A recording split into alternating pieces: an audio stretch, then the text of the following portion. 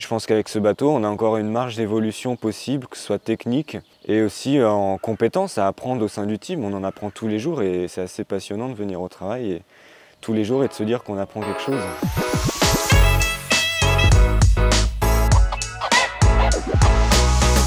Moi, je suis préparateur, aussi appelé technicien polyvalent. Donc on va toucher un petit peu à tous les corps de métier au sein du team.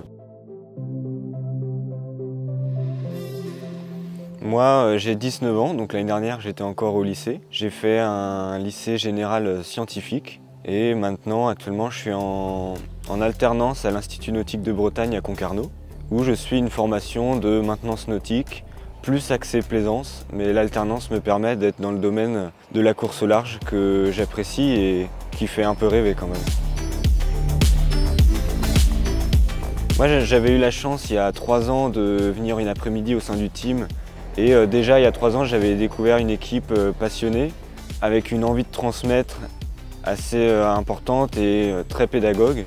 Et je ne me suis pas trompé sur ces valeurs et c'est pour ça que j'ai candidaté ici et je retrouve ces valeurs que j'avais découvert une après-midi il y a 3 ans.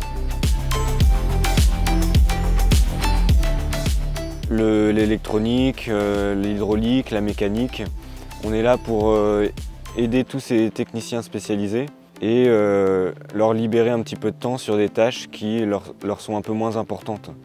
Et on est également sur toute la préparation du bateau avant les courses, l'avitaillement de la nourriture ou la préparation du matériel de sécurité.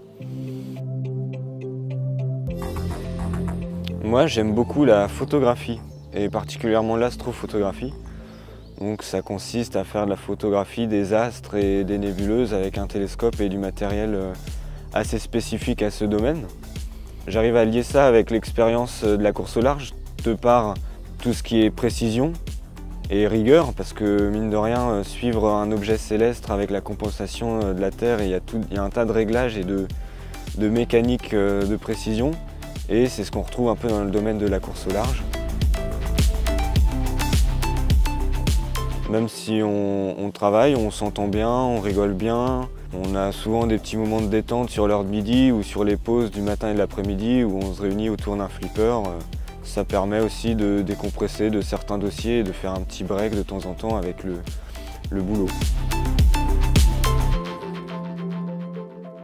The Ocean Race. C'est une course, c'est des bateaux assez impressionnants, les VOR 65, et une course autour du monde, ça fait un peu rêver en équipage et sur plusieurs jours. Alors moi, je navigue depuis une dizaine d'années avec mes parents, mais en compétition, j'ai fait 3 ans de 570 à la Trinité et c'était des super années en équipage. C'est aussi là que mon réseau s'est créé et que j'ai commencé à rentrer dans le domaine de la course au large. Quand les mouettes ont pied, il est temps de virer.